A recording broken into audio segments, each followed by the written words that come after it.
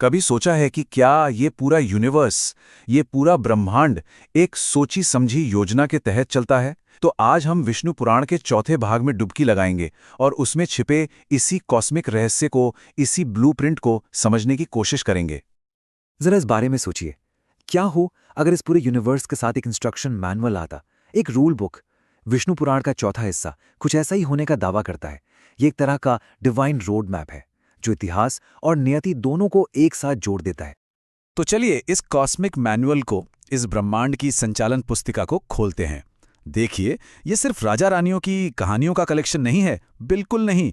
ये एक ऐसा ग्रंथ है जो बताता है कि हर छोटी बड़ी घटना एक बहुत बड़ी, एक डिवाइन प्लान का हिस्सा है। इस ग्रंथ के मुताबिक ना, कुछ भी, मतलब कुछ भी संयोग नहीं है। हर राजा का जन्म, हर युद्ध का नतीजा, सब एक बहुत बड़े कॉस्मिक ड्रामा के अलग अलग सीन्स हैं। और इस नाटक के डायरेक्टर, वो हैं स्वयं भगवान विष्णु।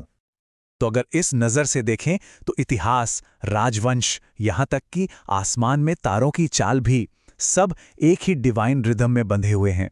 इस कॉस्मिक डिज़ाइन में कुछ भी रैंडम नहीं है। सब कुछ, हर चीज़ आपस में जुड़ी हुई है। लेकिन सवाल यह है कि ये कॉस्मिक सिस्टम, ये ब्रह्मांडीय व्यवस्था आखिर किन पिलर्स पर, किन स्तंभों पर खड़ी है? अच्छा, इसको समझने के लिए ना हमें इसके मेन कंपोनेंट्स को देखना होगा, वो चीजें जो इस डिवाइन प्लान की नींव है। तो इसके 4 मेन पिलर्स हैं। सबसे पहला वंशावली, यानी जेनियोलॉजीज। ये राजाओं को सीधे देवताओं से जोड़ती है, उनके शासन को एक डिवाइन लेजिटिमेसी देती है। दूसरा, पौराणिक कथाएं। ये सिर्फ एंटरटेनमेंट नहीं है, ये धर्म का पाठ पढ़ाती हैं। तीसरा, ब्रह्मांड का नक्शा, जो हमें इस विशाल रचना में हमारी जगह याद दिलाता है। और चौथा, नैतिक निर्देश, मतलब एथिकल इंस्ट्रक्शंस, जो सही और गलत का रास्ता दिखाते हैं। तो ये जो वंशावली है ना, ये सिर्फ राजाओं की एक लंबी लिस्ट नहीं है। सोचो, ये एक ऐसा फैमिली ट्री है जिसकी जड़ें सीधे स्वर्ग तक जाती हैं। मतलब इसके हिसाब से राजा सिर्फ रूलर नहीं थे, बल्कि धरती पर उस डिवाइन ऑर्डर के प्रोटेक्टर, यानी संरक्षक थे। यहाँ 2 महान राजवंशों की बात आती है, सूर्यवंश और चंद्रवंश। दोनों का ओरिजिन, उनका स्रोत डिवाइन माना जाता है। और इससे पॉइंट क्या प्रूव होता है? यही कि एक आइडियल शासक, एक आदर्श राजा वही है जो धर्म की रक्षा करे। तो देखिए, ये सिर्फ इतिहास नहीं है, ये लीडरशिप का एक आइडियल मॉडल है जो आने वाली पीढ़ियों को इंस्पायर करने के लिए बनाया गया। तो चाहे वो राजाओं की वंशावली हो या ब्रह्मांड का साइंस, हर धागा मिलकर एक ही बड़ी तस्वीर बुनता है। और वो तस्वीर क्या है? वो तस्वीर ये है कि हमारा इतिहास, हमारी ह्यूमन हिस्ट्री, उस डिवाइन फैब्रिक का, उस ताने बाने का ही एक हिस्सा है, उससे अलग कुछ भी नहीं। ओके, तो ये कॉस्मिक रूल्स, ये नियम आखिर असल में काम कैसे करते हैं?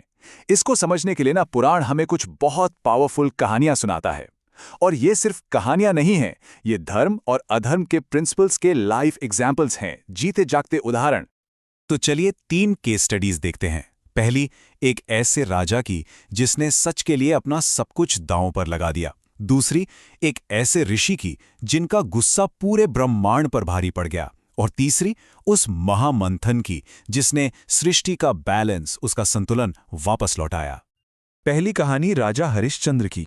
एक ऐसे राजा जिन्होंने सच, यानी सत्य के लिए अपना सब कुछ, राज्य, पैसा, यहाँ तक कि अपना परिवार तक, सब त्याग दिया। उनकी कहानी एक बहुत बड़ा सवाल खड़ा करती है। क्या नैतिकता, क्या मोरालिटी हर कीमत से बढ़कर है? अब अगली कहानी ये दिखाती है कि कैसे एक इंसान का गुस्सा भी पूरे यूनिवर्स को हिला सकता है। ऋषि दुर्वासा के क्रोध की आग ने देवताओं तक को शक्तिहीन कर दिया था, जिससे पूरी सृष्टि में, पूरे क्रिएशन में एक इम्बैलेंस फैल गया। ये एक वार्निंग है, एक चेतावनी कि अहंकार के, ईगो के कितने डिस्ट्रक्टिव परिणाम हो सकते हैं। और आखिर में आती है समुद्र मंथन की महान कथा। यहाँ देवता और असुर, 2 ऑपोजिट फोर्सेस, एक साथ काम करने पर मजबूर हो जाते हैं। और इस इम्पॉसिबल कोलैबोरेशन के सेंटर में कौन है? भगवान विष्णु, जो ये दिखाते हैं कि बैलेंस बनाए रखने के लिए, संतुलन के लिए कभी-कभी दुश्मन ताकतों को भी साथ लाना पड़ता है। तो इन हजारों साल पुरानी कहानियों और वंशावलियों का आज के दौर में क्या मतलब है? इन सबका आखिरी मैसेज क्या है? ऐसा क्या है जो आज भी हमारे लिए मायने रखता है? देखिए, विष्णु पुराण के चौथे भाग का सार, उसकी समरी बस इतनी सी है। धर्म सिर्फ एक नियम नहीं है, ये एक एक्टिव फोर्स है, एक ऐसी शक्ति। जब लोग और समाज अपनी मॉरल ड्यूटीज, अपने नैतिक कर्तव्य पूरे करते हैं, तो यूनिवर्स खुद ब खुद अपने आप को बैलेंस कर लेता है और उससे आती है शांति, समृद्धि और हार्मनी।